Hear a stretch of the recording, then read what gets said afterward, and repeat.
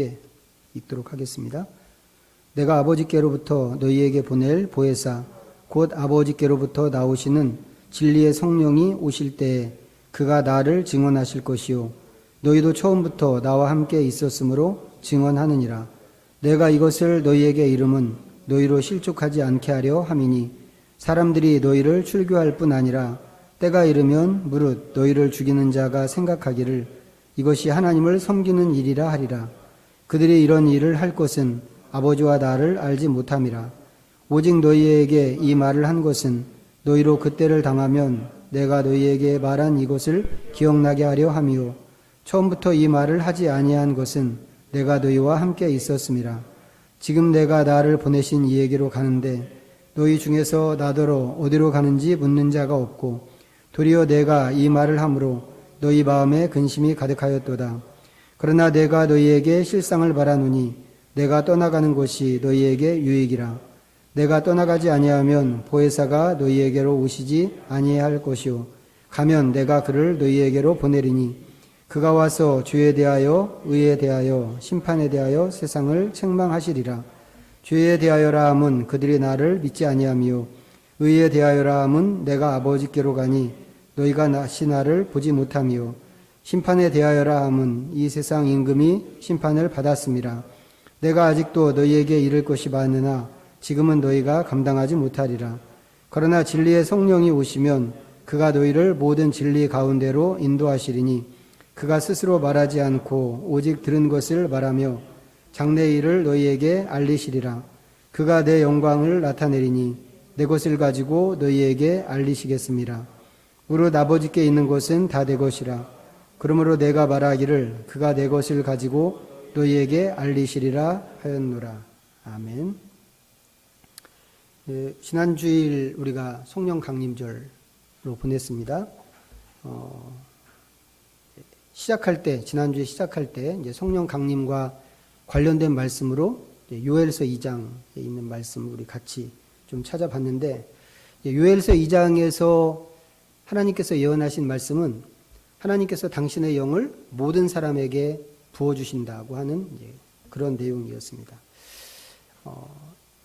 그 사실을 생각할 때 이게 우리에게 엄청난 일로 좀 다가올 수 있어야 하는데, 왜 그런가 하면 그전에도 성령님은 계셨단 말이죠. 하나님이시니까 그전에도 계셨겠죠. 그리고 그전에도 활동을 하셨습니다. 하지만 그 전까지는 성령께서 이런 식으로 오시지 않았다고 하는 것입니다. 하나님의 성령은 이제 구약시대에는 그야말로 아주 특별한 사람한테만 주어지는 그런 일이었습니다. 예를 들면 어떤 사람이 있을까요? 선지자, 제사장, 아니면 사사 같은 그런 부류의 사람들입니다. 하나님께서 아주 특별한 목적을 갖고 세우신 그런 사람만 성령 하나님을 경험했습니다. 그런데 이제는 그렇게 안 하시겠다고 하는 거죠. 하나님께서 모든 사람에게 성령을 부어주시겠다고 약속하셨는데 그 약속이 요엘서 2장에 나오는 약속이고 그 예언이 사도행전 2장에서 성취가 되는 것입니다. 그 성취를 위해서 성령께서 공식적으로 세상에 그렇게 임재하시는 것이 오순절 성령 강림 사건이라고 하는 겁니다. 그렇기 때문에 우리한테 이게 엄청난 일인 거죠.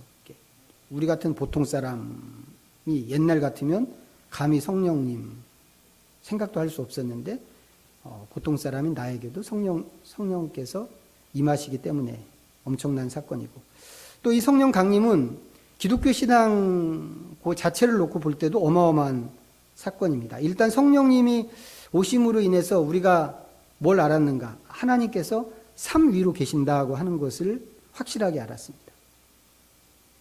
지난주에도 잠깐 말씀드렸는데 처음 사람들은 한 분 하나님만 알았단 말이죠. 하나님 한 분이시다. 유일하신 하나님이다. 이것만 알았는데 그러다가 아들 하나님이 계시다고 하는 것을 알았고, 성령 강림 이후에는 성령 하나님이 계시다고 하는 것을 확실히 알았습니다. 이제 이런 식으로 계시는 하나님의 존재를 우리는 이제 삼위일체, 삼위일체라고 하는 이 한자어가 좀 우리한테는 오해를 불러일으키는 면이 없진 않지만 어쨌거나 우리는 이제 하나님의 그렇게 존재하심을 삼위일체라고 이렇게 이름을 붙이고 있습니다. 이 삼위일체는 그 자체가 너무 엄청난 신비예요. 그래서 우리가 다 이해하기도 어렵고 또 말로 설명하는 거 더 어렵습니다. 그런데도 불구하고 옛날에는 시도가 있었습니다. 삼위일체는 이런 거야 라고 설명하려고 하는 시도가 있었는데 전부 실패했습니다. 우리도 한두 가지는 들어봤죠. 삼위일체는 이런 거지, 뭐 이런 말에 대해서 가르침을 받은 적이 있지만 우리가 들은 것은 사실 다 가짜입니다. 예를 들어서 가장 많이 사용하는 사례가 어떤 거냐면 모형이 하나님이 가면을 쓰고 나타난다는 겁니다. 그러니까 이런 거죠. 어떤 사람이 집에서는 아버지인데 회사에 가면 과장님이고 또 어디 동호회에 가면 회장님이 되는 이런 그림 다 들어보셨잖아요. 삼위일체는 이렇게 계시는 거야. 아니면 물이 있는데 물이 액체로 있을 때는 물이지만 끓이면 수증기가 되고 얼리면 얼음이 되는데 그래도 이 모든 것의 본질은 다 H2O다. 뭐 이런 얘기. 하나님은 그런 식으로 존재하신다라고 이제 설명한 사람들이 있었단 말이죠. 이제 이런 걸 양태론이라고 합니다. 근데 이제 이 양태론이 처음에 들을 때는 되게 그럴듯하단 말이죠. 아, 하나님이 정말 그렇게 계시는 거구나 생각하는데 나중에 알고 보니까 이게 초대교회 때부터 유명했던 이단이었습니다. 이런 거 말고도 이제 삼위일체에 대한 설명이 많이 있어요. 또 예를 든다면 삼각형은 이제 세 변과 세 내각으로 이루어진 게 삼각형이잖아요. 세 변이 있어야지 그 세 변 중에 하나라도 없으면 삼각형이 형성이 안 된다. 뭐 너무 뻔한 얘기인데 뭐 그런 얘기로 이제 삼위일체를 얘기하려고 하는 경우도 있었고 태양을 이야기하면서 태양이 있지만 그 태양 자체와 함께 열도 포함하고 있고 빛도 포함하고 있다. 이런 그림. 이런 것으로 삼위일체를 얘기했습니다. 근데 오히려 그런 그림이 우리로 하여금 삼위일체를 잘 이해하도록 하기 위해서 보여준 그림이고 설명인데 오히려 그런 그림으로 인해서 삼위일체를 더 많이 오해하는 일들이 많이 생겼습니다. 실제로 있었던 일인데 오래전에 한 그 성경 공부 모임에서 성부, 성자, 성령을 노래하는 찬양을 불렀습니다. 이제 모임을 시작하기 전에 찬양하잖아요. 제가 그 찬양 제목을 잊어버려서 찾지는 못했는데 1절은 성부 하나님을 찬양하고 2절은 성자 예수님을 찬양하고 3절은 성령 하나님을 찬양하는 그런 노래였습니다. 오늘 우리가 처음에 불렀던 17장 찬송도 그런 찬양이잖아요. 성부, 성자, 성령으로 1, 2, 3절을 그렇게 구성하고 있는데 찬양이 다 끝나고 나서 그 자리에 있던 한 분이 심각하게 물었습니다. 왜 하나님을 이런 식으로 찬양합니까? 이해하시겠어요? 그 마음을? 이거 내가 알고 있는 삼위일체가 아닙니다. 그렇게 물었습니다. 하나님은 한 분이신데 왜 한 분이신 하나님을 이렇게 따로따로 찬양하느냐 이런 얘기란 말이죠. 왜 이런 의문들과 질문이 생겼는가? 전부 앞에 소개했던 그런 그림으로 하나님을 이해하려고 했기 때문에 생기는 오해고 오류다라고 하는 것입니다. 전에도 한번 말씀을 드렸는데 하나님은 하나님이시죠. 하나님이시지만 예수님도 하나님이시고 성령님도 하나님이십니다. 하지만 성부 하나님과 성자 예수님은 같은 분이 아닙니다. 성자 예수님과 성령 하나님도 또 역시 같은 분이 아닙니다. 완전히 다른 분. 만약에 성자 예수님이 성령 하나님과 같은 분이라고 한다면 내가 가서 성령을 보낼게 이런 말씀은 하실 필요가 없는 거죠. 더군다나 내가 아버지께 구해서 성령을 보내줄게 라고 하는 말씀은 더더욱 이상한 얘기가 되는 겁니다. 같은 분이라고 한다면. 그런데 예수님께서 그렇게 말씀하셨단 말이죠. 이렇게 말씀하신 것은 성부, 성자, 성령이 각각 독립된 인격체로 계시기 때문에 그런 것입니다. 그러면서도 또 새 위격이 하나가 된다고 하는 거죠. 이게 삼위일체가 갖고 있는 신비라고 하는 겁니다. 우리가 갖고 있는 경험이나 우리의 지식으로는 절대로 이해할 수 없는 그런 내용이죠. 우리가 완성된 하나님 나라에 가서 하나님을 보게 되면 그때는 이 궁금증들이 아주 깔끔하게 선명하게 해소될 거라고 생각합니다. 그때까지 기다려 주시죠. 자, 그렇다면 삼위일체 하나님은 무슨 일을 하시는가? 자, 구원을 문제로 얘기한다면 삼위일체 하나님의 그 각 위격에 부여되는 역할이 있습니다. 성부 하나님께서는 우리의 구원을 계획하시고 성자 예수님께서는 성부 하나님이 계획하신 그 계획을 당신의 죽음과 부활로 성취하십니다. 그리고 성령 하나님은 예수님이 성취하신 그 구원을 우리 각 사람에게 적용하시는 겁니다. 성부 하나님은 계획하시고 성자 하나님은 성취하시고 성령 하나님은 적용하시는 겁니다. 사람을 부르시고 하나님의 사람으로 부르시고 깨닫게 하시고 회개하게 하시는 것, 이거 전부 성령님이 하시는 겁니다. 그건 성령님의 역할이란 말이죠. 그래서 성령 강림이 우리한테 엄청나게 중요한 사건이다 라고 하는 거죠. 자, 교회력에서는 이제 성령 강림절 이후를 일상의 시간으로 보냅니다. 특별한 절기가 이제 없는 거예요. 이 뒤로는. 언제까지? 이제 저 뒤에 예수님 다시 오시는 거를 생각하는 그때까지는 특별한 절기가 없습니다. 그래서 여기서부터 거기까지 대림절 이때까지는 이제 일상의 시간이라고 부르는데 이 교회력 요 기간 동안에 우리는 무엇을 해야 하는가? 오신 성령님과 함께 동행하면서 사는 겁니다. 그렇지만 이제 그렇게 성령님과 동행하려면 어떻게 해야 되겠어요? 깨어 있어야 된단 말이죠. 깨어 있어야만, 이 보이지 않는 성령님이신데 깨어 있어야만 그 성령님의 말씀하심에 인도하심에 우리가 민감하게 반응을 할 수 있습니다. 성령께서 하시는 말씀을 어떻게 하면 들을까? 듣는 거 중요하죠. 듣고 따라야 하고 거룩한 삶을 살아가야 하는 거, 이거 다 중요한데 이게 그냥 성령 강림절 이때만 있는 게 아니고, 이제 오늘 삼위일체 주일이라고 그랬는데 삼위일체 주일 이때만 하는 게 아니라 우리의 평생 동안 계속돼야 된단 말이죠. 우리가 평생 그리스도인이니까.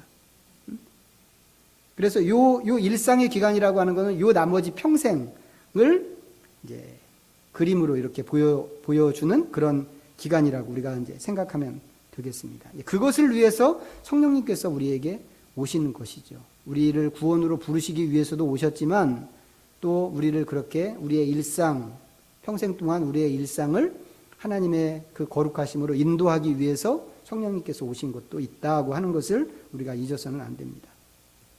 자, 그래서 앞으로 이제 이 성령 강림 절기, 이제 대림절 될 때까지 이제 그때까지는 하여튼 요 성령과 함께하는 성도의 여정 같은 것을 좀 다루게 될 것입니다. 자, 이제 말씀으로 돌아가겠는데 우리가 지난주에 읽었던 말씀을 오늘 한 번 더 읽었죠. 기억하시나요? 이거 지난주에 읽었던 말씀인 거. 오늘 본문 요한복음 15장 26절 이하에 지난주에는 이 말씀, 이 본문에서 성령님은 어떤 분인가 하는 것을 다뤘습니다. 그 중에서도 보혜사로 오시는 성령님에 대해서 이야기했는데 오늘은 진리의 영으로 오신 성령님에 대해서 살펴보려고 합니다. 자, 그 전에 한 가지를 먼저 보고 갈 것이 있는데 12절입니다. 16장 12절. 다시 한번 보시죠. 내가 아직도 너희에게 이를 것이 많으나 지금은 너희가 감당하지 못하리라. 내가 아직도 너희에게 이를 것이 많으나 지금은 너희가 감당하지 못하리라. 자, 옛날 사람들 말이죠. 현대 이전, 근대 이전의 옛날 사람들은 스승과 제자의 관계가 지금하고는 많이 달랐다고 하는 것을 몇 번 말씀드렸습니다. 지금은 이렇게 교육의 기회를 모든 사람에게, 가능하면 모든 사람에게 공정하게 주는 것을 그 교육의 최우선순위에 두고 있기 때문에 국가가 교육을 담당하고 있고, 이제 그 국가가 담당하는 교육을 학교라고 하는 그런 제도 제도를 통해서 교육을 시키잖아요. 그러니까 선생님과 우리가 다 경험해봤지만 교실에서 경험하는 선생님과 학생과의 관계가 우리가 아는 그것인데 옛날 사람들은 그렇지 않았단 말이에요. 국가가 교육을 담당하기 이전에는 개인이 교육을 스스로 감당해야 됐습니다. 근데 이 교육이라는 게 돈이 많이 드는 일이잖아요. 그래서 돈 많은 귀족들이나 교육을 받지 그냥 서민들, 뭐 가난한 사람들, 하루 벌어서 하루 먹고 사는 사람, 이런 사람들은 교육을 받을 수가 없었습니다. 그래서 교육이라고 하면 이제 옛날 교육은 이제 그런 식의 교육이란 말이죠. 그런데 그 옛날에는 그 선생님과 그런 식으로 진행되는 교육에서 선생님과 학생과의 관계가 어떤 것이었는가? 일단 이런 거죠. 어떤 분야에서 최고의 실력을 갖추기를 원하는 그런 마음을 갖고 있는 사람은 자기가 생각하는 그 분야의 최고 고수를 찾아갑니다. 그리고 그 선생님을 통해서 기술을 연마하죠. 그런데 이 고수의 실력이라고 하는 게 단순히 기술만 있는 게 아니고 그 안에 그 사람이, 그 선생님이 갖고 있는 철학이 있고 사상이 함께 있는 겁니다. 그 사상을 기반으로 해서 그 고수의 기술이 서 있는 거란 말이죠. 그렇기 때문에 그런 실력자의 학생으로 들어가서 배울 생각이 있는 사람은 단지 이 사람한테 내가 기술만 배우겠어 이런 생각을 갖고는 들어갈 수도 없을 뿐만 아니라 들어가서도 무엇보다 그 선생님이 갖고 있는 사상과 철학을 먼저 빨리 깨우치는 것을 우선에 두어야 합니다. 그렇게 해야 진짜 기술을 전수받을 수 있단 말이죠. 그렇게 잘해서 그것이 잘 전수되면, 제대로 전수되고 그 기술이 완성되면 선생님이 드디어 이제 너는 내가 가르칠 것을 다 가르쳤다. 너는 이제 하산해라. 이렇게 되는 것입니다. 제자는 그렇게 해서 선생님을 이제 떠나서 자기 길을 가게 되죠. 선생님과 제자가 그렇게 헤어지는 것입니다. 자, 그게 이제 옛날 사람들의 방식이었단 말이죠. 그것을 고려하면 지금 읽은 12절은 우리가 알고 있는 상식에서 굉장히 많이 벗어난 말씀입니다. 이 얘기를 하려고 이제 이렇게 길게 설명을 했는데, 성령을 말씀하실 때 예수님께서 예수님의 떠나심을 말씀하셨잖아요. 내가 떠나야 성령님이 오신다. 그렇기 때문에 내가 떠나는 것이 너희에게 유익이다. 근데 앞에 말씀드린 것처럼 배울 걸 다 배우면 제자는 언제든지 선생님을 떠나게 되어 있습니다. 다만 성경에서는 제자가 떠나지 않고 선생님이 떠난다고 하는 게 이제 다른 점이란 말이죠. 공부를 다 하고 선생과 제자가 서로 갈 길을 간다고 하는 것을 생각하면 이 떠나는 주체가 다를 뿐이지 결과는 마찬가지라는 생각이 듭니다. 그런데 우리 상식에 어긋나는 것은 뭐냐면 공부가 다 안 맞춰졌는데 예수님이 떠나신다고 하신 것입니다. 내가 아직도 너희에게 이를 것이 많으나 이게 그런 의미잖아요. 예수님 입장에서는 제자들이 아직은 충분히 배우지 못했고 예수님 자신도 앞으로 이 학생들에게 할 말이 더 많이 있는 것 같이 말씀을 하셨습니다. 근데 이 제자들이 어떤 제자들인가요? 예수님이 직접 택하신 제자들입니다. 보통은 아까 말씀드린 최고의 고수를 찾아가서 저를 제자로 받아주십시오.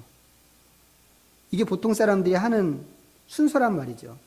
이게 뭐 무협지 같은데, 뭐 무협 영화 같은데 보면 이제 제일 많이 나오지만 무협지만 그러는 게 아니고 고대 뭐 그리스 철학자들 경우도 보면 다 이렇게 했습니다. 플라톤이나 아리스토텔레스 같은 사람들처럼 실력 있고 유명한 철학자한테 배우는 게 사람들의 꿈이었던 때가 있었단 말이죠. 그래서 막 플라톤의 아카데미 같은 데 들어가려고 하고 뭐 그렇게 했는데 그거 당연한 순서란 말이죠. 왜? 내가 저 선생님 밑에 가서 배우면 나도 저 선생님만큼 실력자가 될 거라고 하는 게 분명하니까. 예수님 당시에 이스라엘에서는 바리새인들이 그런 식으로 했습니다. 그런데 예수님의 경우에는 특이하게도 예수님께서 제자들을 지명하시고 부르셨잖아요. 12사람을. 이 선택받은 12사람인데 예수님께서 이 제자들을 세우시기 위해서 하루 밤새워서 기도까지 하셨습니다. 그렇게 세운 제자들인데 그 제자들이 아직 충분히 교육되지 못했고 예수님도 뭔가 하실 말씀이 남아있단 말이죠. 그러면 상식적으로 생각할 때 교육기간을 좀 더 연장하는 게 맞지 않나? 학생은 막 조급해서 내가 이제 이 정도 실력이면 하산해도 되지 않겠습니까? 뭐 이렇게 할 수 있습니다만 보통 실력 있는 선생님들은 아직 멀었다. 뭐 이렇게 하는 법이잖아요. 그러면 이 제자들에게도 교육기간이 더 연장되어야 할 것 같은데, 그런데 예수님께서는 그런 제자들을 놔두고 떠나신다고 그러시는 겁니다.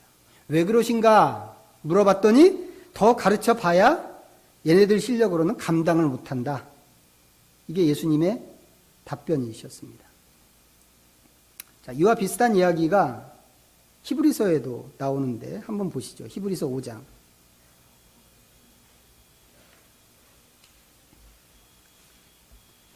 357면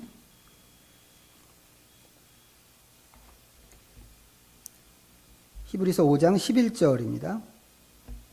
자, 함께 읽어보죠. 시작. 멜기세덱에 관하여는 우리가 할 말이 많으나 너희가 듣는 것이 두나무로 설명하기 어려우니라. 자, 멜기세덱은 아브라함 이야기에서 등장하는 그런 인물입니다. 워낙 신비에 쌓인 인물이기 때문에 우리도 궁금한 게 되게 많기도 하지만 무엇보다도 이 멜기세덱이 예수님하고도 관계가 있는 그런 사람입니다. 그래서 저는 이제 개인적으로 이 멜기세덱 너무 궁금한 게 많거든요. 좀 더 이 사람에 대한 정보가 어디든지 좀 많이 있으면 좋겠다 이런 생각이 드는데, 이 히브리서 기자는 멜기세덱 얘기는 너무 어려우니까 얘기를 안 하겠어. 요렇게 되어 있는 거예요. 저한테는 이게 너무 아쉽죠. 그래도 얘기를 좀 해주시지. 알아듣고 못 알아듣고 내가 할 건데, 못 알아듣더라도 좀 나는 들었으면 좋겠다 이런 마음이 있는데 그런 거 생각하고 좀 얘기를 해주시지 싶은데 성경은 그렇게 이야기하지 않는단 말이죠. 너네들이 감당할 수 없으니까 얘기해봐야 못 알아들을 거니까 얘기를 안 한다. 예수님 말씀의 제자들도 좀 저하고 비슷한 마음이지 않았을까? 저는 좀 그런 생각이 듭니다. 감당을 하고 못하고는 내가 할 일인데 그러면 예수님 좀 하시고 싶은 말씀을 더 많이 해주시지 라고 하는 그런 생각을 제자들도 했을 것 같고, 아니면 그게 아니면 좀 우리가 수준이 될 때까지 좀 더 남아 계시든지 이런 생각도 할 수 있을 것 같습니다. 그런데 예수님은 그렇게 안 하시고 그냥 가시겠다고 그러시는 겁니다. 그 대신 예수님께서는 성령을 보내주시겠다고 그러신 것이죠. 그런데 그 성령이 어떤 성령인가? 진리의 성령이라고 그러시는 겁니다. 진리의 성령이라는 말씀은 이미 앞에서도 하신 적이 있습니다. 다시 요한복음으로 돌아가서 14장 한번 보겠습니다. 14장 172면 14장 17절입니다. 자, 읽어보죠. 14장 17절 시작. 그는 진리의 영이라 세상은 능히 그를 받지 못하나니 이는 그를 보지도 못하고 알지도 못함이라. 그러나 너희는 그를 아나니 그는 너희와 함께 거하시며 또 너희 속에 계시겠습니다. 자, 세상은 진리에 대해서 꽤 많은 관심을 갖고 있습니다. 지금도 실제로 교회 바깥에 있는 사람들 보면 기관이나 어떤 모임이나 이런 것들 보면 진리에 대해서 관심이 있는 사람들이 많습니다. 하지만 진리가 정확하게 무엇인지에 대해서는 거의 모릅니다. 요한복음 뒤쪽에 가면 이제 예수님과 본디오 빌라도의 대화가 나오는데 거기서도 이제 비슷한 장면이 나오죠. 예수님께서 진리에 대해서 말씀하시는데 그때 빌라도가 묻기를 진리가 무엇이냐라고 묻습니다. 이 사람 황제가 정복한 지역에 총독으로 온 사람이잖아요. 본디오 빌라도가. 그 정도 지위도 높을 뿐만 아니라 그 정도의 사람이면 공부도 꽤 많이 했을 것 같은데 진리가 무엇인지 모르는 겁니다. 하지만 진리를 모르는 건 빌라도만 모르는 게 아니죠. 다 모릅니다. 고대 철학자들 이야기들을 보면 변하지 않는 게 진리다. 움직이지 않는 게 진리다. 여러 가지로 말하는 게 있는데 이 사람들이 과연 뭘 알고 말하는 건가 싶은 게 있습니다. 근데 예수님은 뭐라고 그러셨나요? 진리에 대해서 당신 자신이 진리라고 그러셨습니다. 내가 곧 길이요 진리요 생명이니. 결국 참된 진리는 삼위 하나님, 진리이신 거죠. 삼위 하나님이 진리고 하나님과 일치되는 것이 진리입니다. 이게 참이란 말이죠. 참. 거짓은 뭐겠어요? 그럼 하나님에게서 비껴나는 것이 거짓인 것이죠. 죄라고 하는 말의 그 원어적인 의미가 그런 거라고 말씀 전에 드렸죠. 관역이 있으면 화살이 관역을 향해서 화살을 딱 쐈을 때 관역에 가서 맞지 않고 관역에서 비껴나가는 것이 언어적인 의미에서의 죄라고 하는 그림이란 말이죠. 그런 것과 비슷한 것입니다. 하나님이 진리시고 하나님께 가서 일치하는 것이 진리고 참이란 말이죠. 성경에서는 성령을 하나님의 영이라고도 이야기한 적이 있고 예수의 영이라고 이야기한 적도 있는데 그 성령을 여기서 진리의 영이라고 했단 말이죠. 이렇게 이야기한 이유는 하나님이 진리이시고 예수님이 진리이시기 때문에 그런 것입니다. 그러면 지난주에는 보혜사로 오시는 성령님이 무엇을 하시는가 이거에 대해서 말씀을 나눴는데 오늘 이야기하는 이 주제와 관련해서 진리의 영으로 오시는 성령님은 그럼 무슨 일을 하실까? 진리의 성령은 무슨 일을 하실까? 우리는 이제 보통 진리라고 생각하면 뭔가를 내가 몰랐던 무엇인가를 깨닫는 것, 이 세상이 모르는 것을 드러내는 것, 어떤 지식 차원에서 이 진리를 생각하는 경향이 있는데, 자, 오늘 본문으로 다시 돌아가서 보면 16장 13절을 보겠습니다. 자, 13절 다시 한번 읽어보죠. 그러나 진리의 성령이 오시면 그가 너희를 모든 진리 가운데로 인도하시리니 그가 스스로 말하지 않고 오직 들은 것을 말하며 장래일을 너희에게 알리시리라. 자, 진리의 성령님이 오셔서 우선적으로 하시는 일은 우리를 모든 진리로 인도하시는 것입니다. 이거 너무 당연한 거죠. 왜? 진리의 성령님이니까 진리의 성령님이 우리를 진리로 인도하시는 거 너무 당연한 일입니다. 그런데 진리는 뭐라고 그랬나요? 예수님이 진리라고 이제 앞에서 그랬단 말이죠. 이제 진리 되시는 예수님께서 제자들에게 말씀하셨던 것, 지금까지 가르쳐 주신 것도 그렇다면 온전한 진리였겠죠. 그랬을 텐데 성령님이 제자들을 진리로 인도하신다고 하는 것은 그럼 무슨 뜻일까? 그럼 지금까지 예수님의 가르침이 부족했다는 뜻일까요? 아니면 예수님의 가르침이 진리가 아니었다는 뜻일까요? 옛날에 그렇게 비슷하게 가르친 사람들이 있었습니다. 지금도 그런 주장이 완전히 없어진 건 아닌데, 그래서 이 사람들은 이제 인류 역사를 성부 시대, 성자 시대, 성령 시대 이제 이렇게 구분을 해놓고 이 시대가 바뀔 때마다 마치 계시가 바뀌는 것처럼 그렇게 가르친 적이 있었습니다. 사실 이런 것도 이제 따지고 보면 삼위일체 하나님을 오해해서 생기는 현상이라고 할 수 있는데 문제는 뭐냐면 그런 식으로 설명을 하게 되면 성부, 성자, 성령 사이에 분리와 단절이 생긴다고 하는 겁니다. 여기서 여기까지는 성부 시대, 여기서 여기까지는 성자 시대, 여기서 여기까지는 이 뒤로는 성령 시대. 이렇게 되면 일단 단절이 생깁니다. 이거 있을 수 없는 일이란 말이죠. 있어서도 안 되는 일이고. 무엇보다도 이런 의문이 생깁니다. 예수님 죽으시고 3일 동안 무덤에 계셨는데 그때는 무슨 시대일까? 누구 시대지? 아무도 없잖아요, 그때는. 예수님 죽어버리셨고 아직 성령님 오시지도 않았는데. 이런 어려움이 있단 말이죠. 이게 논리적으로도 있을 수 없는 그런 일입니다. 그렇다면 성령이 우리를 진리로 인도하신다? 이건 무슨 의미일까? 자, 이건 이제 다음 장면에서 답을 찾을 수 있는데, 지금 읽은 13절, 요 다음 장면. 그가 스스로 말하지 않고 오직 들은 것을 말하며, 요 대목입니다. 진리의 성령은 자기 얘기를 하지 않는다. 이거죠. 자기 얘기를 안 하고 들은 것을 말씀하시는 성령님이십니다. 이거 되게 특이한 일인데, 이 특이한 얘기는 뒤에 가서 좀 하기로 하고요. 예수님의 경우를 보면 예수님도 이런 식으로 말씀하신 적이 있습니다. 자, 요한복음 8장 가서 한번 확인해 보죠.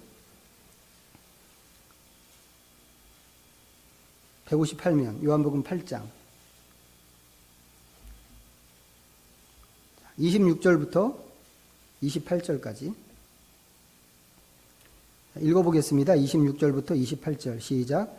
내가 너희에게 대하여 말하고 판단할 것이 많으나 나를 보내신 이가 참되심에 내가 그에게 들은 그것을 세상에 말하노라 하시되 그들은 아버지를 가리켜 말씀하신 줄을 깨닫지 못하더라. 이에 예수께서 이르시되 너희가 인자를 든 후에 내가 그인 줄을 알고 또 내가 스스로 아무것도 하지 아니하고 오직 아버지께서 가르치신 대로 이런 것을 말할 줄도 알리라. 자, 조금 뒤로 가서 40절도 보겠습니다. 40절 한 절만 시작. 지금 하나님께 들은 진리를 너희에게 말한 사람인 나를 죽이려 하는도다. 아브라함은 이렇게 하지 아니하였느니라. 아멘. 자, 예수님은 진리시니까 뭐 선생님으로서는 뭐 최고의 선생님이고 완벽한 선생님입니다. 자, 그런데도 불구하고 예수님께서는 자기 얘기를 안 하셨어요. 자기 얘기 안 하고 하나님께 들은 것으로 제자들을 가르치셨습니다. 왜 그러셨을까요? 이렇게 하신 이유. 그것은 예수님께서 하나님의 보내심으로 오셨기 때문에 그렇습니다. 보내심을 받고 오셔서 그 보낸 주체이신 하나님께서 말씀하신 것을 제자들에게 가르치신 것이다. 이건 뭐 당연한 얘기죠. 보냄을 받은 사람은 보낸 사람의 메시지를 전하는 것이 당연한 얘기죠. 우리 상식으로 생각해도. 그렇다면 성령님은 어떨까? 성령님께서도 자기 얘기를 하지 않고 들은 것을 말씀하신다고 그러셨는데 성령님은 누구 얘기를 그러면 말씀하실까요? 성령님도 역시 하나님의 말씀을 전하시고 거기에 예수님의 말씀을 전하시겠구나 하는 겁니다. 왜요? 성령님은 하나님과 예수님에 의해서 보내심을 받는 제3위의 하나님이시기 때문에 그렇습니다. 특히 성령님은 예수님께서 가르치시고 예수님께서 말씀하신 것을 말씀하실 것입니다. 자, 다시 본문으로 돌아가서 보면 15장 26절. 자, 여기서 이제 그 얘기를 하고 있습니다. 15장 26절. 자, 읽습니다. 시작.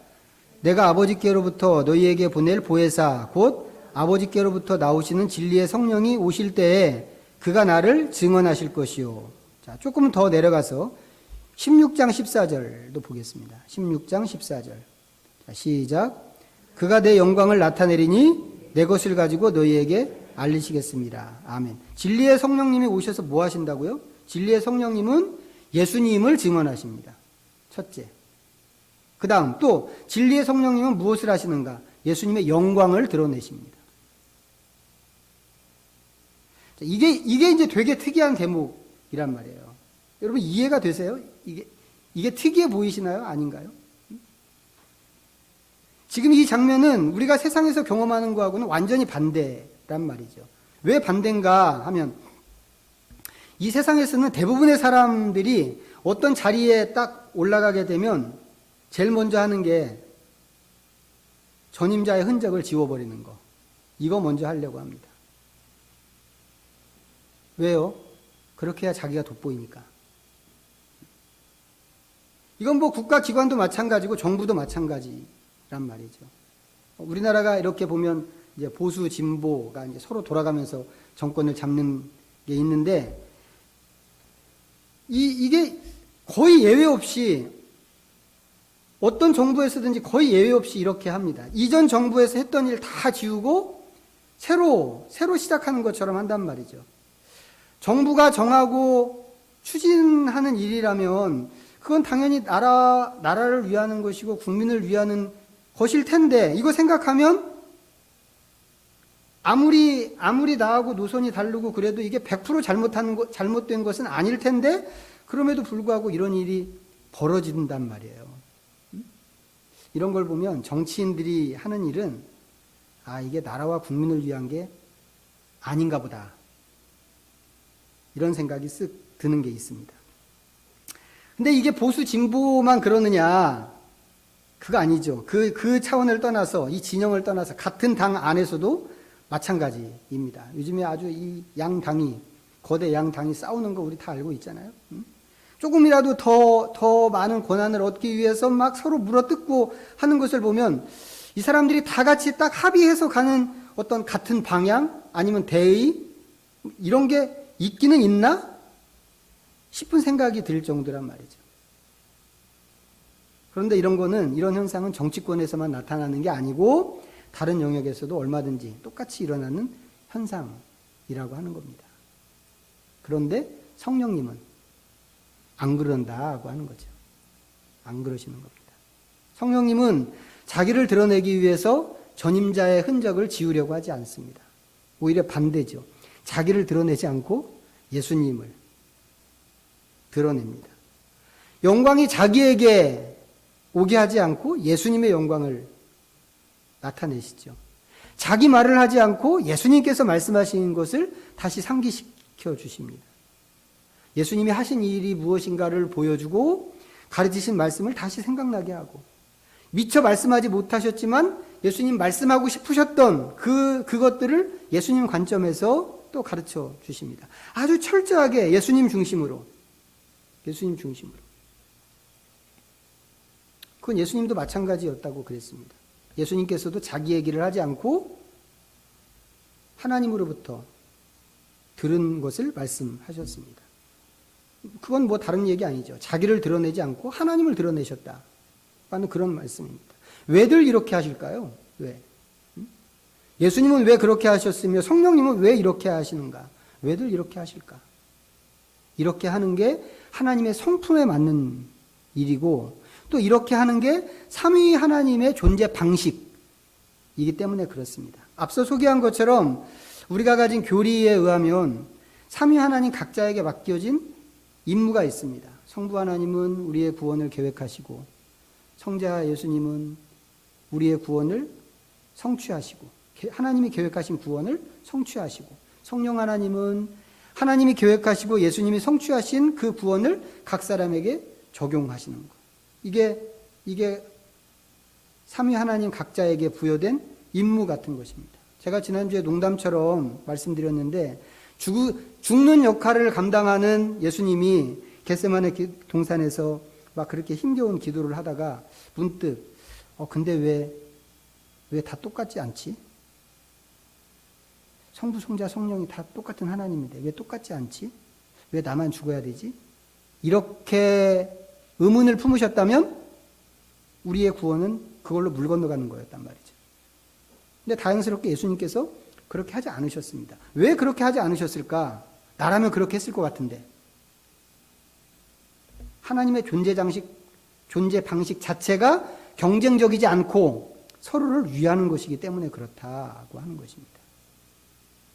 조금이라도 더 큰 영광을 내가 차지하려고 하지 않고 그 영광을 다른 두 위격에게 돌리는 것이기 때문에 그렇다고 하는 것이죠.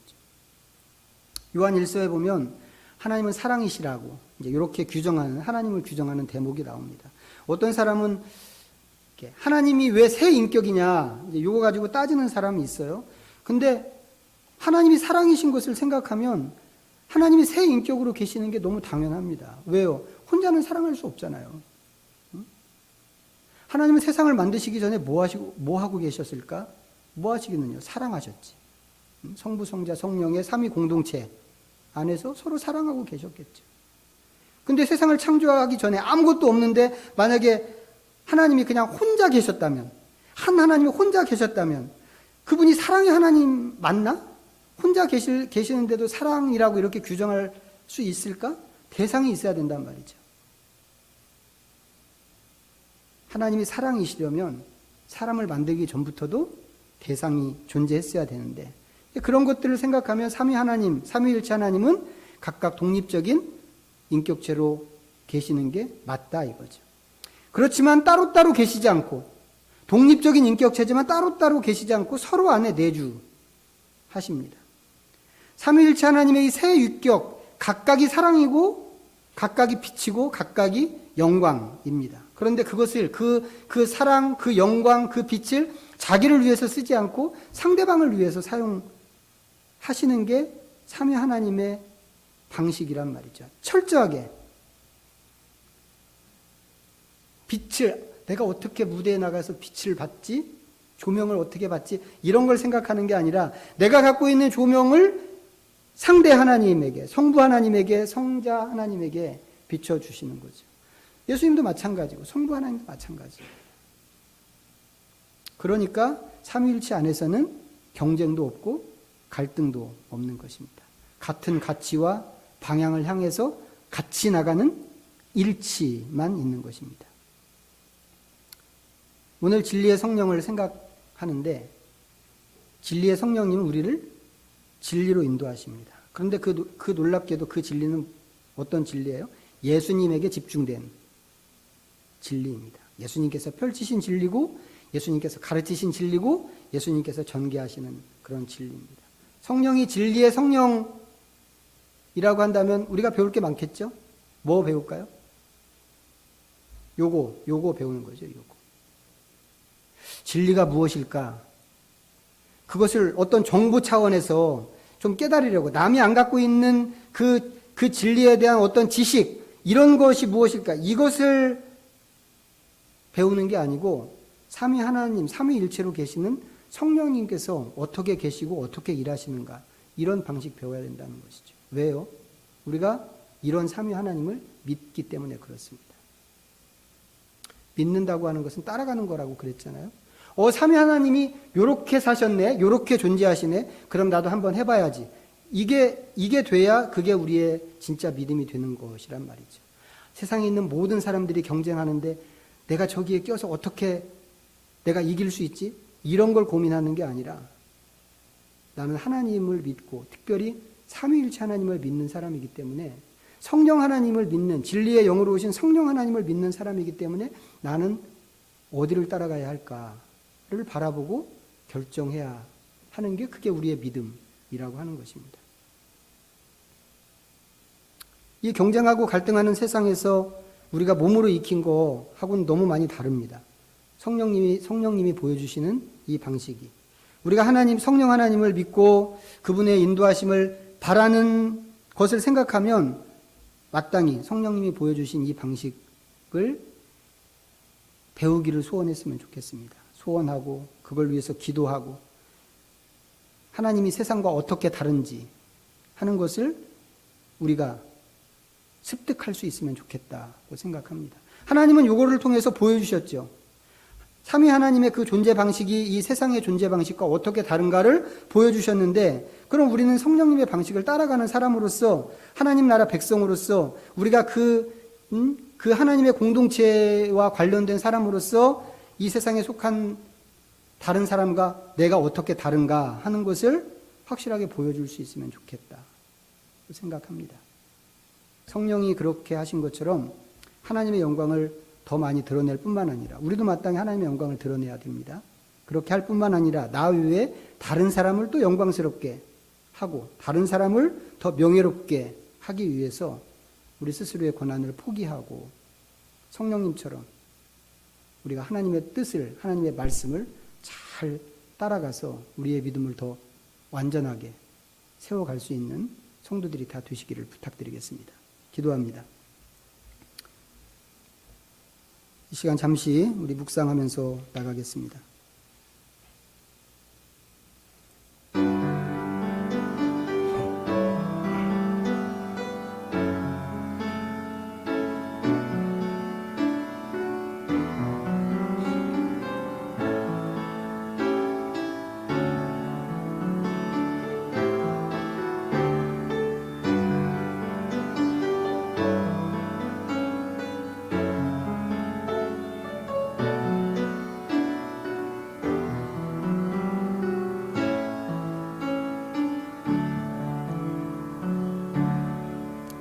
성령 하나님을 우리 마음의 주인으로 모셔드립니다.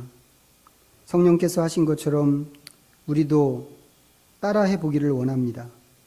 경쟁을 원리로 삼고 정적을 죽이고 자기를 높이는 것을 미덕으로 생각하는 세상에 살지만 세상의 그런 원리를 버리고 우리도 성령님을 따라가기를 원합니다. 자기를 포기하고 상대를 영광스럽게 함으로 하나를 이루시는 삼위 하나님처럼 교회를 이루는 주님의 백성으로서 우리도 자기를 포기하고 하나됨을 이루게 하여 주시옵소서. 주님의 방식이 우리와 너무 다르지만 우리가 이미 하나님 나라 백성이 된 이상 주님 나라의 원리와 원칙을 따르기로 결심합니다. 우리를 진리 가운데로 인도하시고 그 진리 안에서 하나님의 영광을 드러내게 하시옵소서.